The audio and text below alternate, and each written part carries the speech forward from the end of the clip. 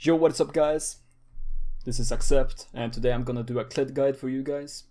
I am a Diamond 2 Kled main on the US server, so I think I know a little bit of what I'm talking about, but if you wanna know a bit more in depth, I would recommend you guys checking out Soulmario.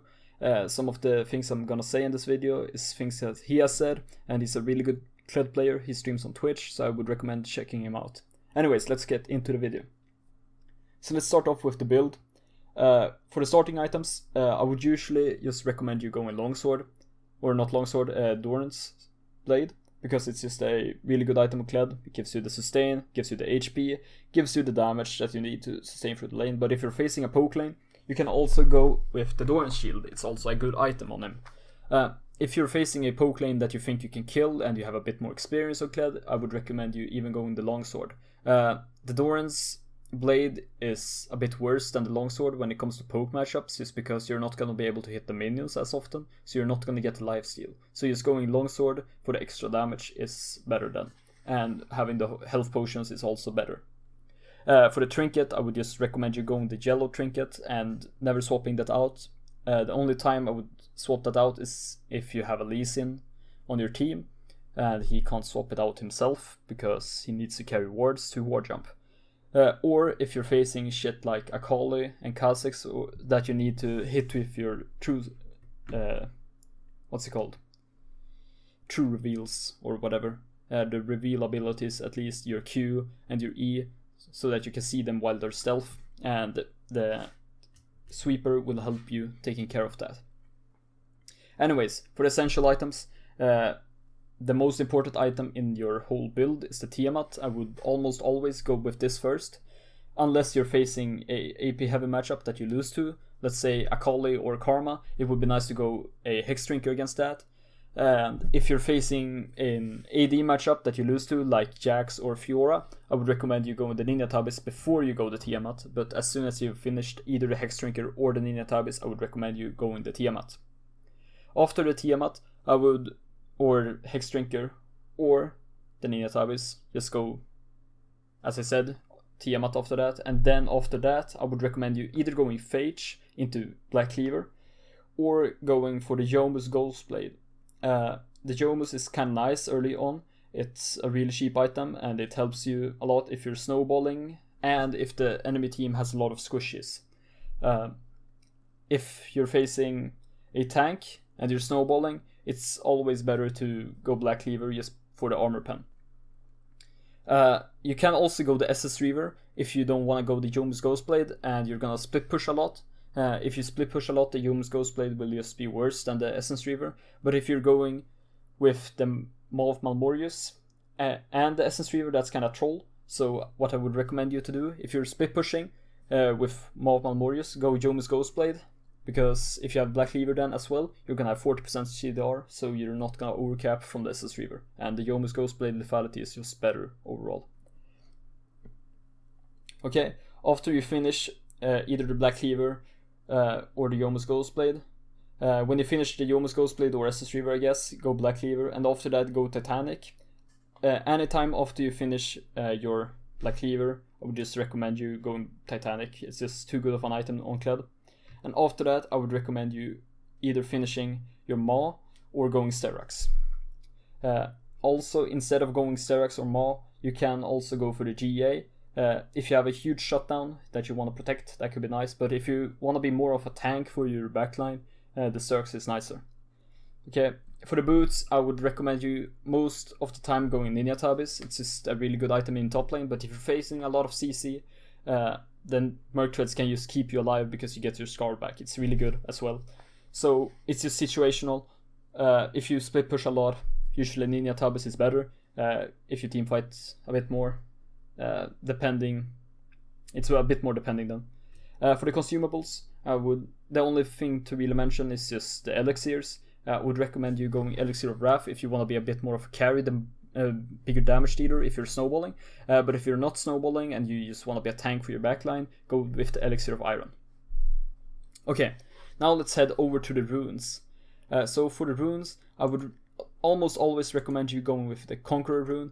It's just a really good rune on Kled. The press attack rune just really gets countered by the Ninjatabis, so it's just worse, I think.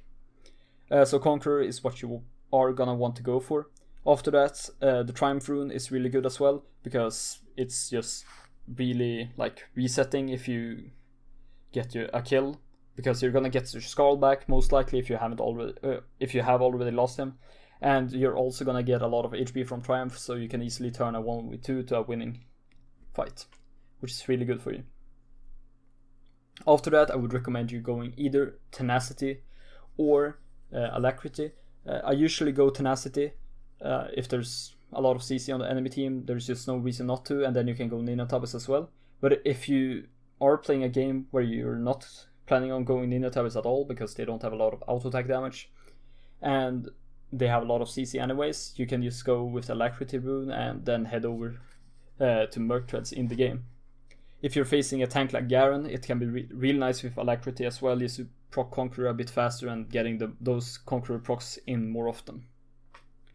For the last rune in the precision tree, I would recommend if you going the Last Stand rune, because it's just really good on Kled. As I said, when you lose Skarl, it's just really resetting if you get a kill then, and getting a kill without Skarl is just so important. Last Stand rune really helps with that. And also, you're not really a burst assassin. Coup de grace isn't that good, and you're never gonna have less HP than people because you just get so much HP as Kled in your base stats. So going with Cut Down is also not that good. Okay, for the second tree that I would recommend you going for is usually Resolve. If you're a bit newer to Kled, I would probably always recommend you going with this. And for the first rune you're gonna want to go with is almost always the Demolish rune. It's just really good. Like, there's no way around it. It helps you split push, it helps you take plates. It's just really powerful. And also there's no real better option for Kled. The only better option, I guess, would be Overgrowth, but it's just not nearly as good. For the second rune, I would recommend you going Bone Plating, but if you're facing a poke matchup, you can also go Second Wind. Either of those two will be fine. If you don't go Resolve and you know a bit more what you're doing on Kled, you can also go with the Sorcery rune. And usually what I would recommend there is a Nullifying Orb, because you're gonna... The only time you really want to go with that tree is when you're facing a lot of AP matchups. So Nullifying Orb is really nice there. And also Transcendence is really good on Kled. And then you can skip your Jumas Ghostblade and head straight into Black Cleaver, or either skip Black Cleaver, I guess, but that's usually not as good because you don't have a Phage. But anyways, you don't have to build that last CDR item, is what I'm telling you. Anything else in the sorcery tree isn't really that good. Absolute Focus used to be good, but it's not that good anymore. Gathering Storm used to be good, but I guess it's decent, but the games are kind of short, so I just would recommend you going Transcendence and Nullifying Orb almost every time you go sorcery. For the last 3 runes, I would recommend you going offense with Adaptive Force, a flex with Adaptive Force, and defense with either armor or magic resist depending on what you're facing.